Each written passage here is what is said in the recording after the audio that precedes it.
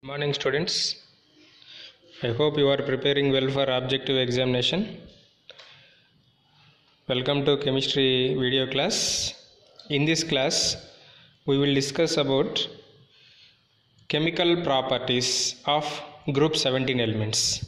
In the chemical properties of group 17 elements, particularly in this video, we will discuss about oxidation states. Oxidation states. Yes. Come to oxidation states. So how many electrons we have in the valence shell of group 17 elements? We have 7 electrons in the valence shell. 7 electrons in the valence shell. That means how many electrons are short to get noble gas configuration? Only 1 electron is short. So that's why all halogens exhibit common oxidation state as -1. What is the common oxidation state? -1 is the common oxidation state for halogens. In halogens, except to fluorine, all halogens exhibit +1, +3, +5 and +7 oxidation states. So as we know, oxidation state rules, oxidation state of any element does not exceed its group number. So that's why what is the maximum oxidation state of group 17 or group 7? 7 is the maximum oxidation state. What is the least oxidation state? -1 is the least oxidation state. +7 is the highest oxidation state. So that's why simply we can say the range of oxidation states of 7th group elements is -1 to +7. -1 to +7. -1 to +7 means what are the possible numbers? -1 is possible, 0 is also possible, +1, +3, +5 also possible. No? So that's why. But fluorine cannot show all these oxidation states. What is the only oxidation state possible in fluorine? In other compounds, only -1 is possible for fluorine in compounds. But other elements shows -1 as well as +1, +3, +5 and +7 oxidation states also. See here, what is the common oxidation state of group 17 elements? NH2 NP5 or group 7 elements NH2 NP5. That means it has no electrons in d orbitals. It has no electron in d orbital. Let us consider chlorine atom only. Chlorine electronic configuration is what? Outermost electronic configuration 3s2 3p5 3d0. So 3s2 means we have to write like this. Na? 3p5 means 1 2 3 4 5. D means 5 boxes 0. So here how many unpaired electrons? Only 1 unpaired electron. So that's why in the ground state, what is the oxidation state possible by halogens? Either -1 or +1. -1 or +1. In this situation, it shows only sp3 hybridization. Please note this point. What is the possible hybridization in ground state? sp3 hybridization is possible. Clear? In sp3 hybridization, how many lone pair electrons we have? 3 lone pair electrons, only 1 bond pair electron. Only 1 bond pair electron. Clear? Next, first excited state. First excited state means what? Same. 3s2 3p5 3d0 you take. The last electron, what I wrote, 3p5, this electron always in excitation paired electrons takes place. So if this electron is transferred to here or shifted to here, what is its electronic configuration? 3s2 3p4 3d1. So 3p4 means how to write? 1 2 3 4. 3d1 means 1 we have to write. How many unpaired electrons we have? 3 unpaired electrons. In first excited state, 3 unpaired electrons we have. So that's why it shows +3 oxidation state. What is the possible hybridization? S orbital involving, p orbital involving, d orbital is also involving. How many electrons in d orbital? 1. So that's why sp3d hybridization is possible in first excited state. Yes, p3d. sp3d is possible. Next, this is in first excited state. Next, second excited state. Second excited state means what? Already first excited state I wrote what? 3s2 3p4 3d1.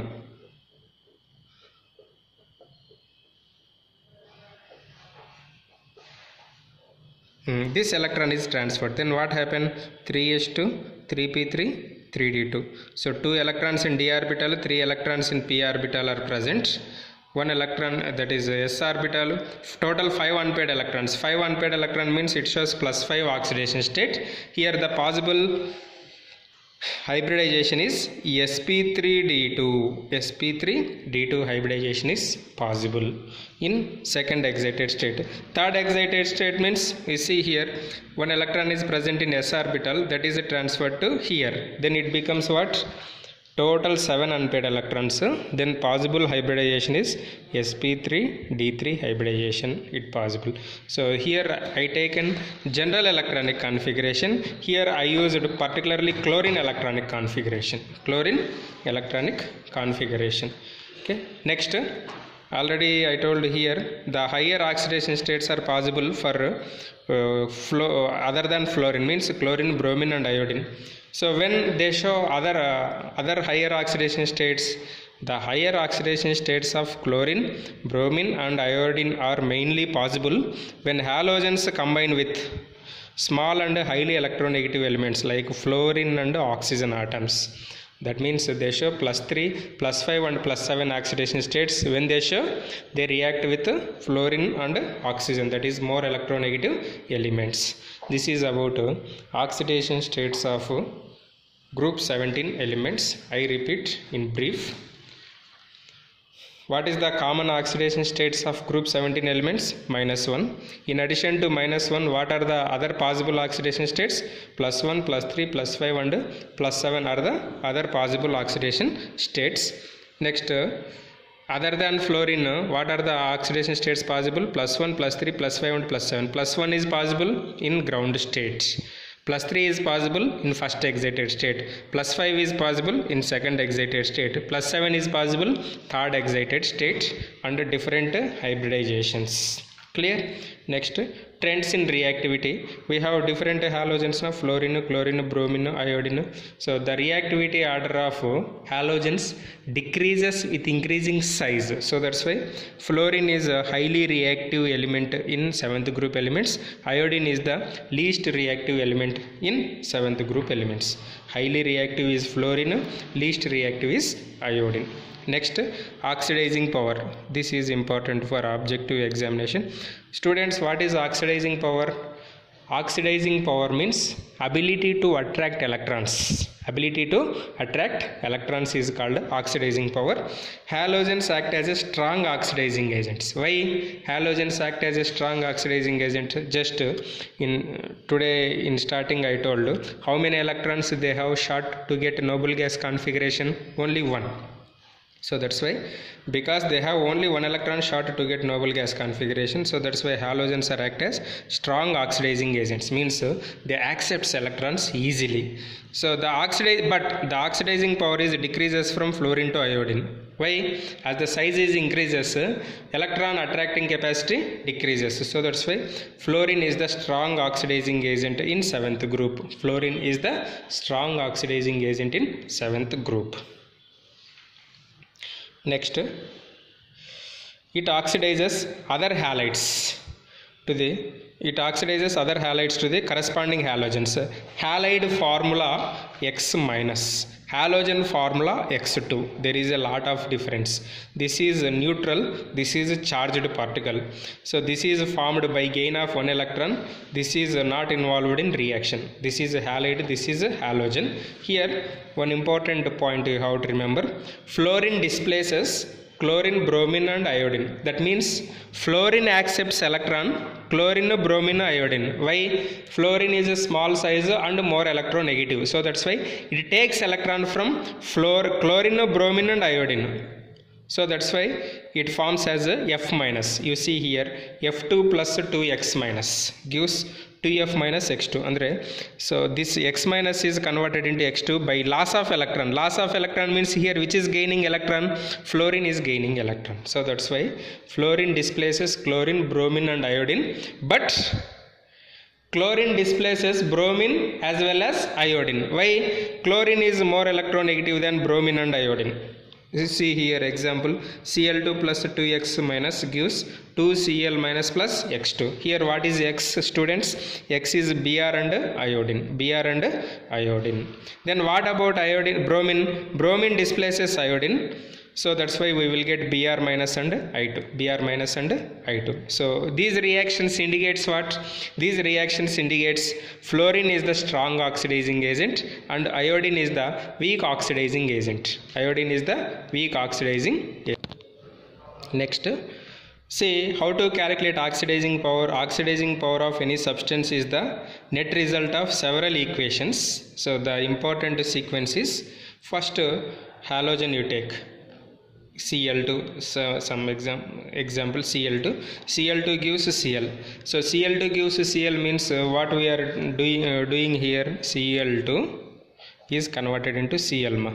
So here what we are doing, we are dissociate this bond. So that's why we are getting Cl atom. That means that energy is called dissociation energy. So Cl2 is converted into Cl.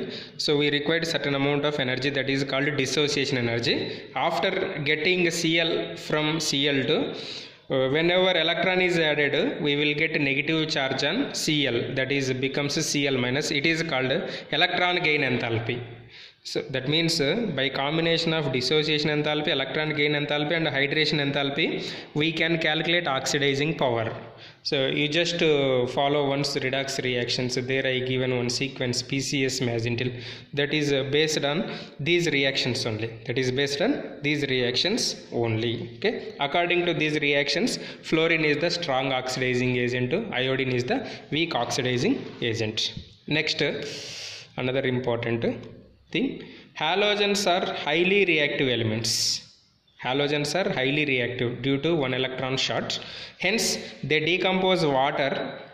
The action of halogens on water decreases from fluorine to iodine. That it indicates what oxidizing power is decreases from fluorine to iodine.